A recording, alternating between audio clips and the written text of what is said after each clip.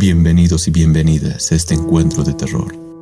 La noche de hoy presentamos el extraño caso de una criatura paranormal que habita en los bosques andinos. Un ser milenario, un arácnido, al que adoraban los antiguos pueblos peruanos y que, según los pobladores actuales, es el responsable de las muertes de animales y personas que ocurren en la zona. Asegúrate de cerrar la puerta y abrir las ventanas y escucha en el viento el susurro que baja de las montañas.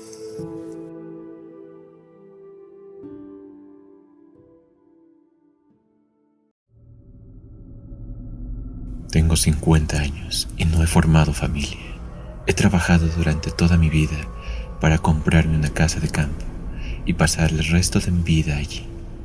Pero nunca imaginé de lo que acabaría encontrando.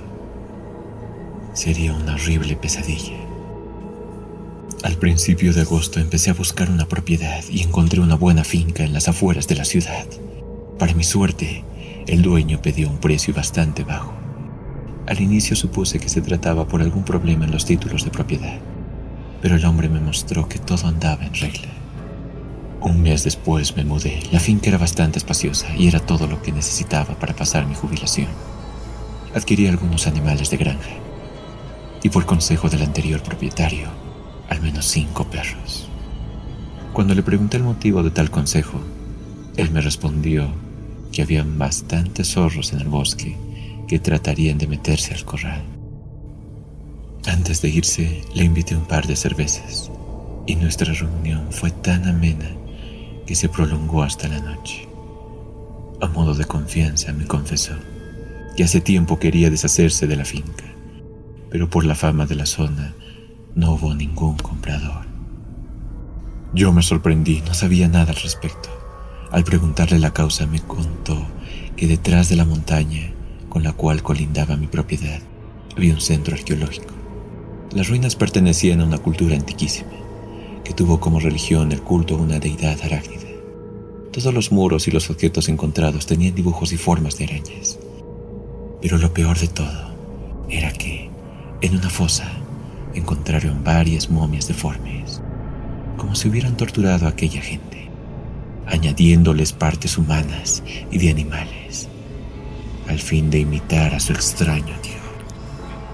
Don Armando bajó la voz, como si temiera que lo escuchase. Cuando se fue, empecé a reírme de sus historias porque de seguro eran las locuras de un borracho. Pasé el resto de la semana haciendo algunos arreglos en la casa, sin ninguna preocupación. Pero una noche, mientras veía la televisión, oí un terrible alboroto que provenía detrás de la cerca. Al salir vi que los perros ladraban hacia el bosque. Me acerqué con una linterna, pero no vi nada entre los árboles. Después de aquel incidente, el alboroto se repitió al menos una vez a la semana, casi siempre a la medianoche. Al revisar, encontraba a mis perros temblando de miedo y tratando de meterse a la casa, como si algo del bosque les aterrara. La situación empeoró cuando una mañana encontré al primer animal muerto. Era un gallo y le habían arrancado la cabeza de un mordisco. La sangre ensuciaba todo el lugar. Pensé que un zorro lo había hecho. Mi única preocupación fue añadir algunas tablas más al cerco. Un día fui a la ciudad por un asunto urgente. Partí de madrugada para volver lo antes posible, pero por algunos inconvenientes regresé a la 1 de la madrugada. Lo primero que me sorprendió fue no escuchar los ladridos de los perros. La finca estaba muy silenciosa. Al encender las luces, noté que el corral trasero estaba semidestruido y que en el suelo había un rastro de sangre que salía del gallinero. Al revisar, vi que solo un par de aves estaban vivas.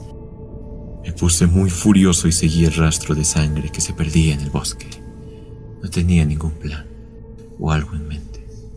Solo caminé impulsado por mi ira. El rastro se perdió ante un barranco, en cuya profundidad creí ver una enorme fosa. Al regresar a la finca, busqué a los perros y los encontré escondidos en mi dormitorio. Pero faltaba uno. Registré el resto de la casa, pero no pude hallarlo. Imaginé que al igual que las aves, también había sido devorado. Aquello era muy raro. No sabía que los zorros atacaban en manada. Por las noches escuchaba cómo crujían los maderos de la cerca, cómo los ruidos se hacían más frecuentes. Las fieras debían estar hambrientas como para acercarse de ese modo. Pero cada vez que salía al exterior con un hacha, no las encontraba. Es más, nunca pude ver alguna. Así que decidí poner una cámara sobre la puerta y varias trampas alrededor de mi propiedad. Pero ninguna sirvió. Era como si las fieras tuvieran cierta capacidad de raciocinio que le permitía evadirlas. Y sus incursiones se volvieron periódicas, desapareciendo por semanas, pero volviendo al ataque la noche menos esperada. El día de mi cumpleaños, consumí por error alimentos en mal estado. Me puse enfermo y tuve una fiebre muy alta. Estuve varios días en cama, con vómitos frecuentes e incapaz de moverme. Por la noche sufría terribles pesadillas, visiones que me impedían distinguir entre lo real y lo ficticio. A veces oía el ruido de los perros, pero bien lejos, como si estuvieran en el interior del bosque. A veces oía gritos humanos, pero deformes, como si un animal estuviera tratando de imitar nuestra voz. Pero los ruidos que más me asustaban eran los que venían de la misma casa, crujidos en las paredes, pasos en el techo y, lo peor, rostros deformes que me miraban desde las ventanas. No pude dormir. La sensación de que me acechaban era muy intensa. Cuando recobré un poco la lucidez, me di cuenta que ya no quedaba ningún perro. Todos habían desaparecido. Estaba solo en la finca, sin ningún animal. Las noches siguientes fueron las más horribles. Ya no podía dormir. Me quedaba despierto con el hacha en la mano, desvariando conmigo mismo, mientras veía desde la ventana cómo formas extrañas salían del bosque.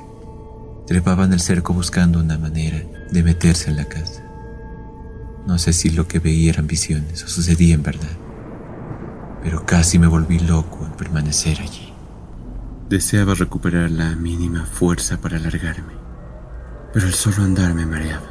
Entonces recordé la cámara que instalé sobre la puerta. La revisé.